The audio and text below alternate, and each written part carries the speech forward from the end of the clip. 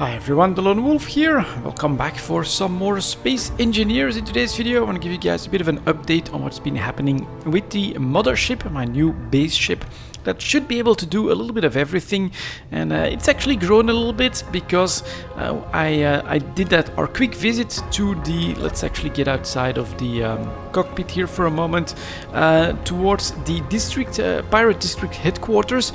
You saw me fail, and after this I actually did a little bit more investigation, done a couple more extra attempts with the help of my brother, who I was hoping to get just in a small fighter, take care of the missile launchers, and we would be fine, but that's still not enough. This headquarters is actually way more defended than one of these salvage facilities, as it turns out, so we'll need a different plan of attack, and that gave me a little bit more time to do some more stuff around this ship. So I thought I'd give you guys a bit of an update. This is still basically the center, the heart, although it's at the front of the ship, of course, with the cockpit, with the refinery, with the assembler. It's really cool to have everything on hand and just be able to, you know, produce anything that you want. We've got our first two engines, and then here the living quarters, actually what I'm calling it, have changed a little bit. So I put some extra facilities like a toilet, a kitchen, some place to store stuff, and then on the other side we have like a couple of beds and a shower, and then I also put in a couple of cryo chambers. You know, it's basically more role-playing than anything, but if we ever have someone that's really wounded, then we can put them in cryo sleep as we try to figure out what to do with them. That's if this medical station doesn't help enough. Now another big thing I think is this airlock here. This is actually also being completely drained by this vent over here, and so you definitely want to have your helmet on when you're taking this airlock, but this is mostly to just protect this first part of the ship and give it its own atmosphere, because outside there we have all of these oxygen farms that should keep us nice and filled with oxygen through these fans. But if I keep this open, you can see here there's oxygen coming in, and we've got this vent that's immediately sucking it all into a container and then back into the room. So I'm hoping that this means it's decently efficient once we do get out there in space. And then that brings us to our next engine block that has been expanded massively with, I love this, a big interior hangar for a couple of rovers. So I'm still not sure if this is going to be the exact setup for the rovers. Perhaps I'll put the access points to the side or something like that. We will see. And the ship did become a little bit heavy after that, so we've got another engine block at the back that's ready to function. But what's really cool here is my first large hangar door, and then I actually have a button panel here that allows me to press 1 and 2, because it's number 2 that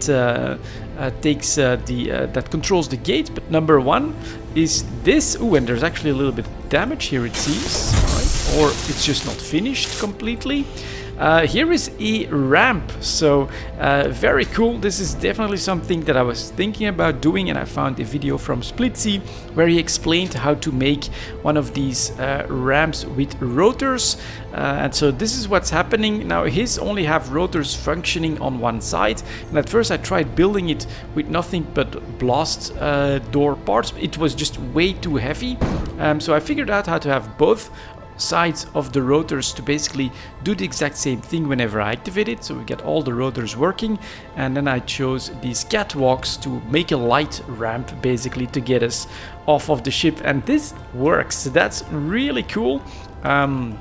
Again, definitely still want to work on some cooler and better looking rovers, perhaps with a better access point, but I want to show you guys that this does work. So I can engage the engines, engage the ore detector. That's kind of what I'm planning to do with this one, and then when I unlock, I can just drive back, and then if I don't overdo it, there we go. we've got our rover deployed, and so this should work as well, for instance, on the moon, which is definitely going to be one of our targets, or maybe on like a very big asteroid or something like that. The plan is then to have a rover that can detect ore. It's honestly quite handy to use a rover rather than a flying craft for that, because it's so close to the ground that it spots everything way more easily. Then we'll have a little bit of cargo capacity, of course, if you find some good stuff like uranium or other resources that we need. We can actually bring them back to the ship, and then all I have to do is drive back onto the ramp, not too fast. Now here there's a little bit of a bump that kind of gets us off direction from time to time, but this cargo hold is actually large enough that I can actually turn this whole vehicle around if I want to in here as well. So that does give us quite a bit of room. And then I'm kind of planning to have two of them for different functions, maybe one with weapons and things like that. But yeah, just to show this, maybe I'll try and get it done again. So then the camera does not like it too much, but look at that, I can do a full 180, and then I can even get the rover ready to go outside through the front. Might be a little bit more handy if I go like this at first, until I get the feeling that we are decently aligned. That should be doable, like this. And then let's see if he asks me to lock. Nope, didn't notice it. Alright, then we will have our outside view. Slow boat underneath this bit. It's not always easy, but you saw on my first pass that we went through, and then just turn engines off, and there we go, we are back and connected with this one right here. What's it called? A conveyor sorter that'll pull all of the resources out of the rover and into the ship for further processing. And then all I have to do, click 1, click 2, and then the ramp comes up. Oop, I'll actually go outside before everything happens. But yeah, then the ramp, the hangar closes and the ramp goes up slowly, but very steadily. So I think I've got all the settings right. It's not that easy to get these rotors to do this smooth maneuver, completely closing down this ramp. It's really cool. I mean, I watched that video like half a dozen times to figure everything out, to set all the settings right.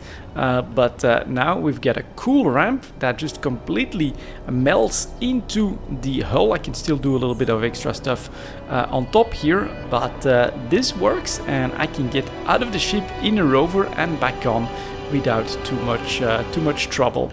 And yeah, this was sort of my vision, right? It's starting to be a longer ship rather than a cube or a block or something like that. And I'm sort of thinking of having maybe like without a ramp, but then hangar doors on two sides for some fighters or something like that behind it. But so far it's been working quite well. All of this extra solar capacity, and maybe I'll have a landing spot up here. Still not sure what to do with this either, but all of this solar capacity does give us plenty of energy as well. We are practically full on oxygen or hydrogen as well for if I wanted to go to space now, I could basically. And then we're actually getting ready for space as well, because the entire downside of the ship, which could be the upside once we get into space, actually has full defenses and solar capability as well. And I love how this looks. Here are all of these oxygen farms that are basically around our living quarters that are pumping oxygen into the system, and that should be plenty to keep us stopped as well. And this is the plan for that as well. And, need some extra protection. So once I have some missiles, we'll add the missile launchers to these connections, and that's how the ship will continue to grow, and adding more functionality to it. I'm really happy with how the hangar worked out. And so again, just to end up this for in space, this is probably gonna be like our access point if we just need to do a spacewalk. But after that, so from here we basically got the command center. After that we push through living quarters, logging in, logging off, stuff like that's done here. Then we get an airlock that should secure everything back here, and then we start to come into the work hangars. So this is the first hangar going to be for the rovers, and then I think I'll just knock this wall out, extend it, and try to create a cool hangar as well for a couple of ships that can fly in atmosphere and in space, and that can do different things as well. At least that's the plan. Maybe, you know, maybe I could try like a double level, you know, because you can go higher than this as well. Up there you can see we do have a decent amount of room, and then work that way. I mean, it's still work in progress, but this is what's so cool about space engineers. You can basically make all the crazy stuff that you want, and then from here, of course, if we ever like land on a moon or something like that, this is where the operations will take place. Kind of love the dark part here, a gray actual strip for the rovers, and then here we get a nice bright and yellow, just to make sure that we can lift. And maybe I'll end with that, or will you guys believe me that the ship doesn't have any problems going up? In fact, I may do another cycle for a little bit of extra ice and mining at this point. Let's take a quick look. So that's still what I've been doing, using this front drill to just drill holes and grab resources. Oh, I didn't watch my percentage.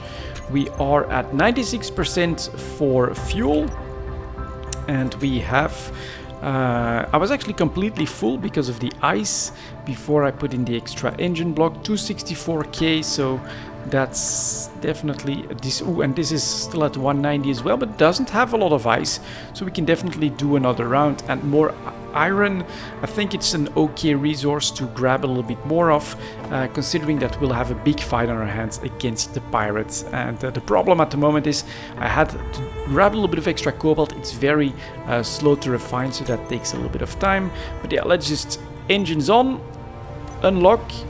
And that's a problem that I have from time to time, as some of my landing gears want to stay locked. But let's try that again too.